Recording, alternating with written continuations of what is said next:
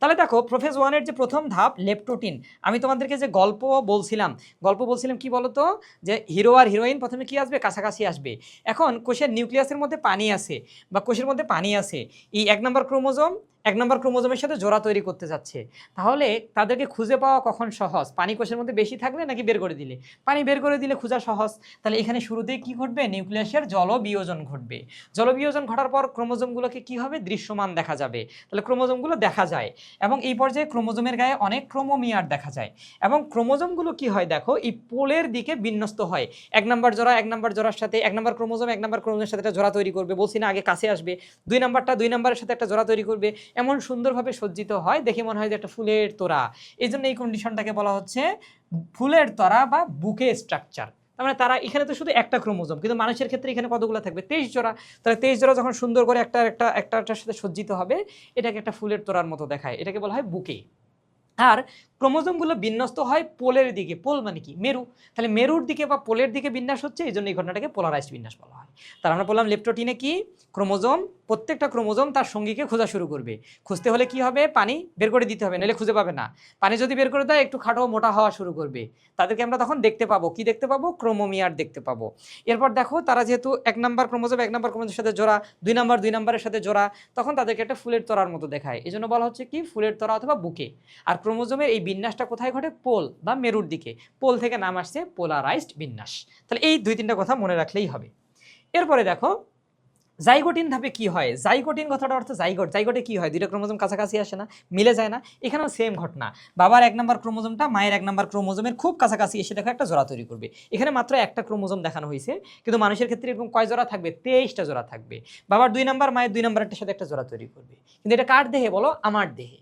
তাহলে আমার দেহে থাকা বাবার 1 নম্বর ক্রোমোজোম মায়ের 1 নম্বর ক্রোমোজোমের সাথে জোড়া, আমার দেহে থাকা বাবার 2 নম্বর ক্রোমোজোম মায়ের 2 নম্বর ক্রোমোজোমের সাথে একটা জোড়া তৈরি করবে।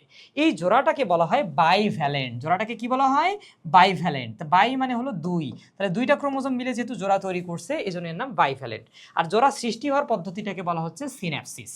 তাহলে জাইগোটিনে কি হয়, ক্রোমোজোমগুলো কাছাকাছি এসে জোড়া তৈরি করবে এবং জোড়া তৈরি হওয়ার পদ্ধতিটার নাম কি, সিন্যাপসিস। তোমরা ইউনিভার্সিটিতে ওঠার পর যদি কখনো দেখো এক ছাতার নিচে 2জন কাপল যাচ্ছে, তখন কখনোই বলবা না যে কাপল যাচ্ছে, তোমরা বলবা বাইভ্যালেন্ট যাচ্ছে।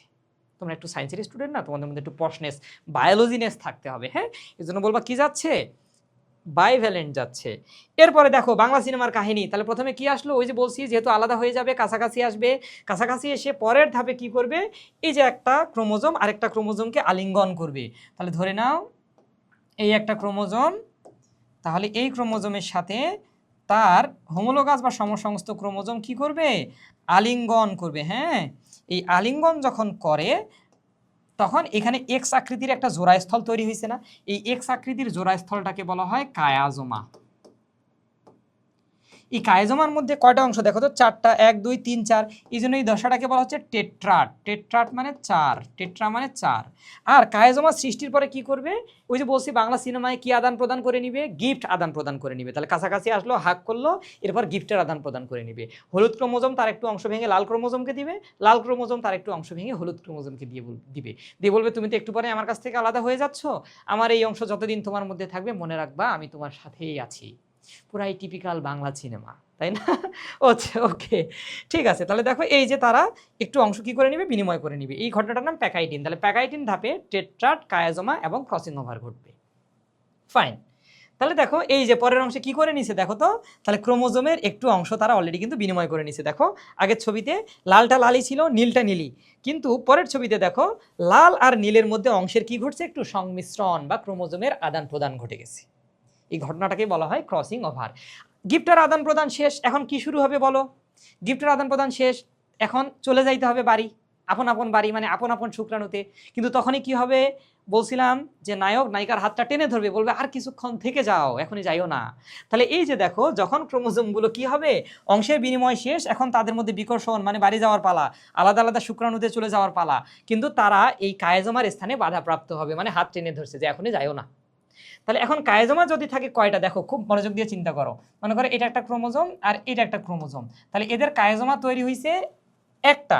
তাহলে যখনই এদের মধ্যে বিকর্ষণ শুরু হবে, এই ক্রোমোজোম সোজা হতে হতে হতে একদম সোজা হবে, হয়ে তৈরি হওয়া কোনটা কত ডিগ্রি হবে, 180 ডিগ্রি।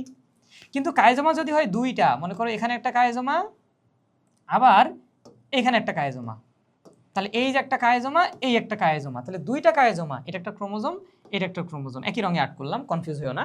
তাহলে দুইটা ক্রোমোজোমের মধ্যে যখন দুইটা কায়োজোমা সৃষ্টি হবে, এদের মধ্যে যখন বিকর্ষণ হবে তখন এই কোণটা ম্যাক্সিমাম 90 ডিগ্রি পর্যন্ত হইতে পারে। এটাও কত ডিগ্রি পর্যন্ত হবে? 90 ডিগ্রি পর্যন্ত হবে। কিন্তু কায়োজোমা যদি একটা থাকে, এক জায়গায় শুধু সংযোগ, এরা সোজা হতে হতে হতে হতে হতে একদম সোজা, তার মানে সরলরেখার মতো হবে, তার মানে কত ডিগ্রি? 180 ডিগ্রি কোণ তৈরি হতে পারে।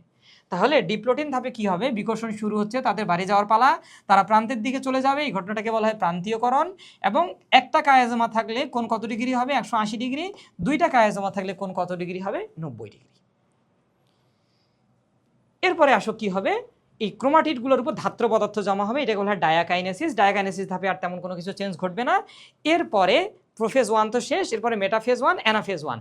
অ্যানাফেজ 1 ধাপে তাদের কায়োজোমার স্থানটা আলাদা হয়ে এক ক্রোমোজোম একদিকে চলে যাবে, এটা আরেকদিকে আরেকটা গ্যামেট বা জননকোষের মধ্যে চলে যাবে। তাহলে আশা করি তুমি এখন কনসেপ্ট তোমার ক্লিয়ার। তাহলে মূলত অ্যানাফেজ 1 ধাপে কি হবে? এই যে এক ক্রোমোজোম একটা শুক্রাণুর মধ্যে চলে যাবে, এই ক্রোমোজোম আরেকটা শুক্রাণুর মধ্যে চলে যাবে। কিন্তু যাওয়ার আগে কি করলো দেখো, তারা ক্রোমোজোমের মধ্যে অংশের বিনিময় করে নিল। তার মানে আমার যখন শুক্রাণু তৈরি হচ্ছে, আমার শুক্রাণুর মধ্যে এইখানে বাবার অংশ আছে, মায়ের অংশ আছে, এই শুক্রাণুর মধ্যেও বাবার অংশ আছে, মায়ের অংশ আছে। তাহলে আমার বাচ্চার মধ্যে এই সবগুলো বৈশিষ্ট্যের একটা সংমিশ্রণ আসতে পারে। এইটাই হলো ক্রসিং ওভারের তাৎপর্য। এবং টোটালি আলাদা হয়ে যাবে কখন? অ্যানাফেজ 1-এ গিয়ে। এর পদ্ধতিতে টেলোফেজ 1-এ গিয়ে তারা সম্পূর্ণ আলাদা দুইটা নিউক্লিয়াস তৈরি করবে। এটাই শেষ, মায়োসিস 1 শেষ।